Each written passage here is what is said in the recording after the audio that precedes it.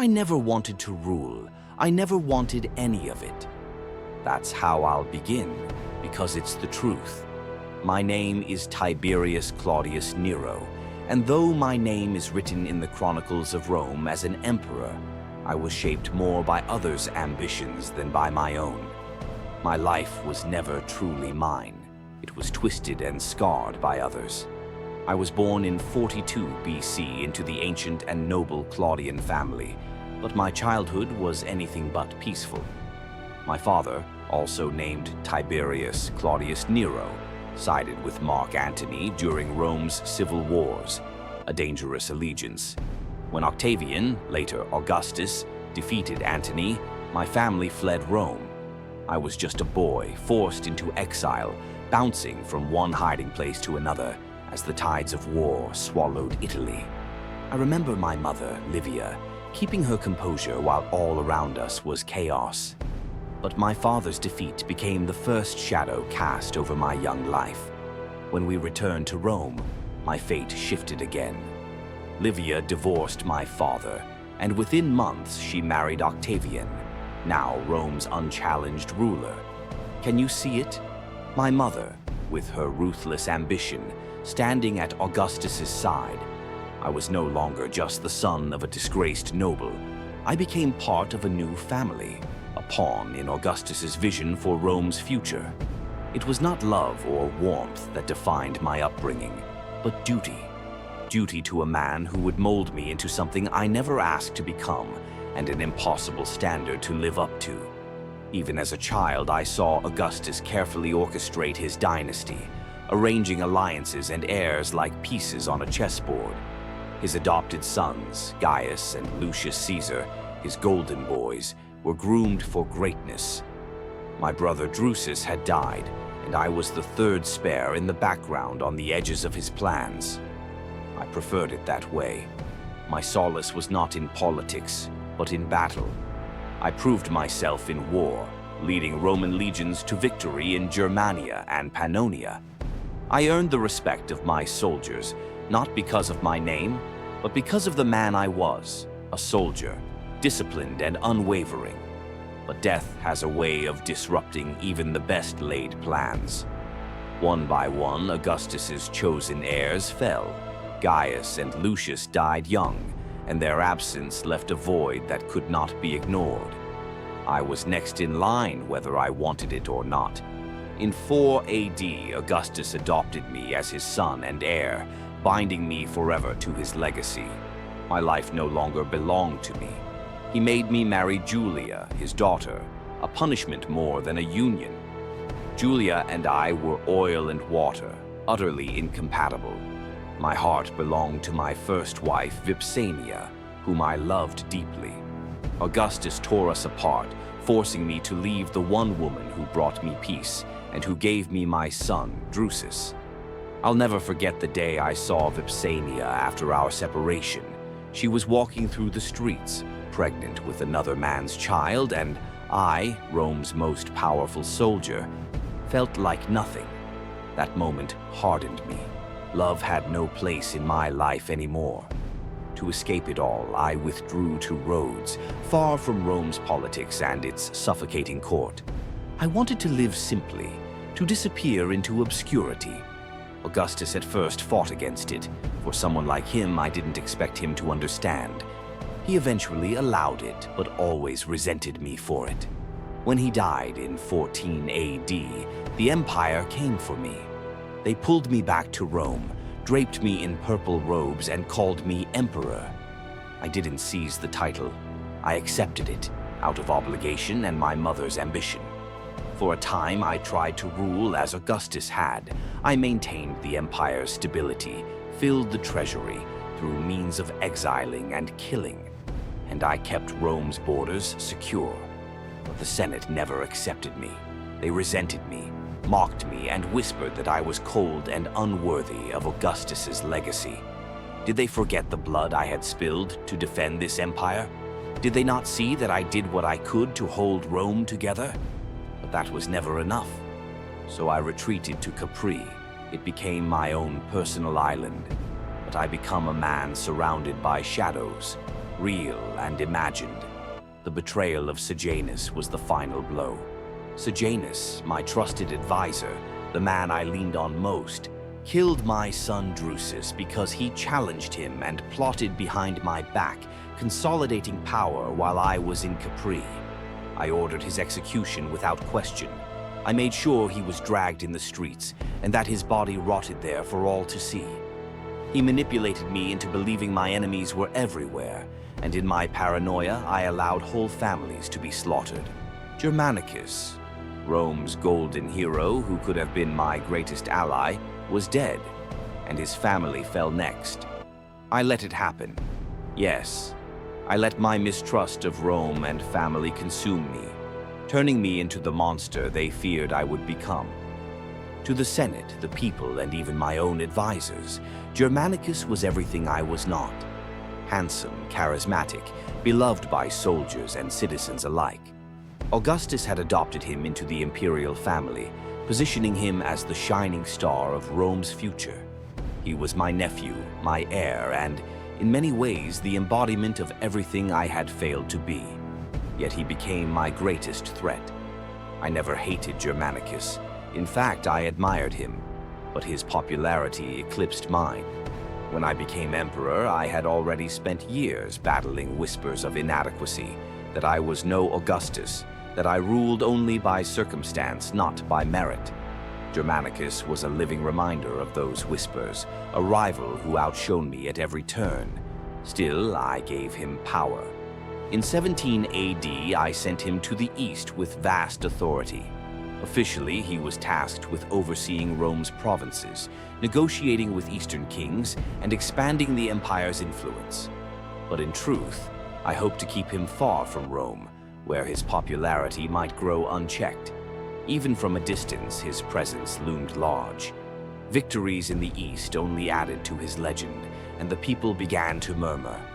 Why is Germanicus not emperor? Those murmurs terrified me. Then came reports of tensions between Germanicus and Gnaeus Calpurnius Piso, the governor of Syria. Piso was a loyal ally of mine, sent to balance Germanicus's growing power. The conflict escalated, and in 19 AD, Germanicus fell gravely ill. He accused Piso of poisoning him, and soon after he died.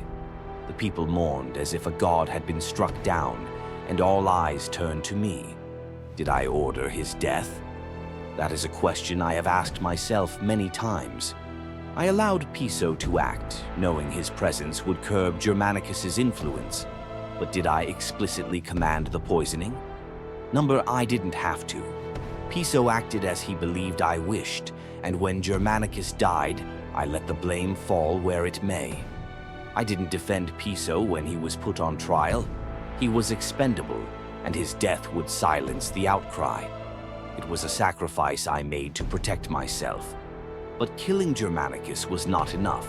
His family, his wife, Agrippina the Elder, and their children remained symbols of his legacy.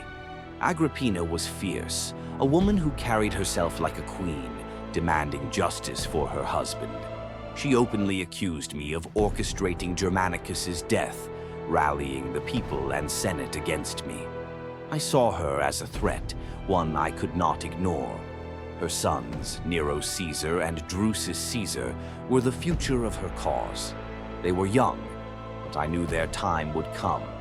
To secure my reign, I crushed them all. One by one, I had them exiled, imprisoned, and eventually executed. Agrippina lost an eye and starved to death in exile. Her sons met crueler ends, and their line was extinguished. It was a brutal purge, but to me it was necessary. My paranoia had consumed me by then, and I believed that any trace of Germanicus's bloodline was a threat to Rome's stability, or rather to mine. And yet, I spared one. Gaius Julius Caesar, better known as Caligula, Germanicus's youngest son. Why? I ask myself that question even now. Perhaps it was his youth. He was only a boy when his family fell. Perhaps I thought he was harmless, incapable of challenging me. Caligula grew up in my household on Capri, watching as I dismantled his family, learning the lessons of power and survival. He was sharp, cunning, and eager to please. I thought I could control him, mold him into an ally rather than an enemy. But I was wrong. Now I know you've heard stories about my time in Capri, but many of those are exaggerated by my enemies. They said I indulged in grotesque and hedonistic activities, that my villa was adorned with erotic art and populated by young boys and girls who catered to my every whim. Tiberius's fish, some whispered, a cruel pastime where people were thrown into the sea to be torn apart by eels. It was my villa and I did as I pleased. In my final days, as the weight of my years crushes my chest and the air in Capri turns thick with salt and regret, I have time to reflect. Did I fear death? What I feared was what would come after. My body, once strong enough to lead legions and ride through the thick of Germania's forests, was failing me. Pain gnawed at my joints, my breath grew shallow, and sleep became a torment of fractured memories. My isolation on Capri, my fortress of escape, had become my prison. The empire continued without me. The Senate and the people longed for my demise. I had built a legacy of stability, but all they saw was cruelty. And there, always watching, was Caligula, Gaius Julius Caesar, the boy I had spared. I raised him after I destroyed his family, and in him I thought I saw a reflection of myself. A survivor, a man who could do what was necessary, but there was something in his eyes that unsettled me. Ambition unchained by fear, a hunger that could devour Rome itself. I named him my heir, alongside Gemellus, my grandson. Perhaps I hoped the two would balance each other. Maybe I was just tired of fighting the inevitable. I realized that my life hung in the balance of those who waited for me to die. Did I believe Caligula would kill me? Yes. Oh, I knew the rumors that swirled even before my last breath. Caligula whispered to his allies, making promises of change, of joy, of an end to the darkness of my reign. Rome had grown tired of Tiberius, the cold, calculating emperor. They wanted the charm of Germanicus's sun, the brightness of a new dawn. But Caligula's light was deceptive, too blinding to see the shadows that followed him. On that fateful day, my body betrayed me. A sudden weakness, a collapse. It felt as if my soul were ready to leave. Yet even in my final moments, I clung to life. They said I had died, but when my eyes fluttered open, I saw the panic on their faces. My breath rasped, my voice barely more than a whisper. But I lived. Caligula was there. Did he press the pillow to my face, as some would later claim? Or did he simply stand by, allowing nature to do what it must? I will never know. Perhaps he did not need to kill me outright. My death was inevitable, and my survival, even for a moment longer, would have disrupted his carefully laid plans. As I faded, I thought of Augustus, the man whose shadow I lived under, and of Germanicus, whose shadow I had destroyed. I thought of my mother, Livia, whose ambition had set me on this path. I didn't even go to her funeral when she died. I doubt I'll see her when I die.